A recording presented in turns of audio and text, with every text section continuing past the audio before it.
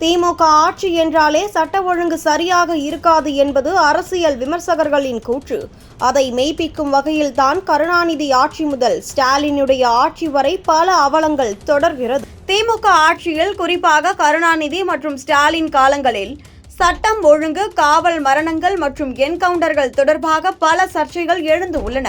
திருப்பூர் மாவட்டம் குடிமங்கலத்தில் அதிமுக எம்எல்ஏ மகேந்திரனின் தோட்டத்தில் மதுபோதையில் தகராறு செய்த மூர்த்தியின் மகன்களான மணிகண்டன் மற்றும் தங்கபாண்டி உள்ளிட்ட மூவரால் SSI சண்முகவேல் தாக்கப்பட்டு கொலை செய்யப்பட்டார்.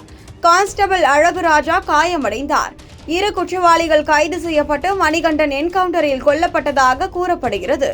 இது போலி என்கவுண்டர் என்று எதிர்க்கட்சிகளால் விமர்சிக்கப்பட்டது. இதேபோல் சிவகங்கை மாவட்டத்தில் அஜித்குமார் நகை திருட்டு குற்றச்சாட்டில் காவலில் தாக்கப்பட்டு உயிரிழந்தார்.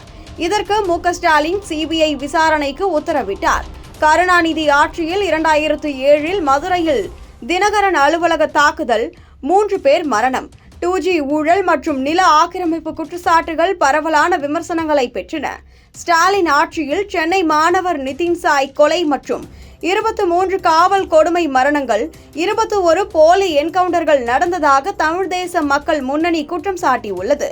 இவை திமுக ஆட்சியில் சட்டம் ஒழுங்கு மோசமடைந்ததாகவும் காவல்துறை மீது அரசியல் அழுத்தம் இருப்பதாகவும் எதிர்க்கட்சிகளால் விமர்சிக்கப்பட்டாலும் ஸ்டாலின் இவற்றுக்கு வெளிப்படையான விசாரணை மற்றும் நீதி உறுதி செய்ய நடவடிக்கை எடுப்பதாக கூறியுள்ளார்.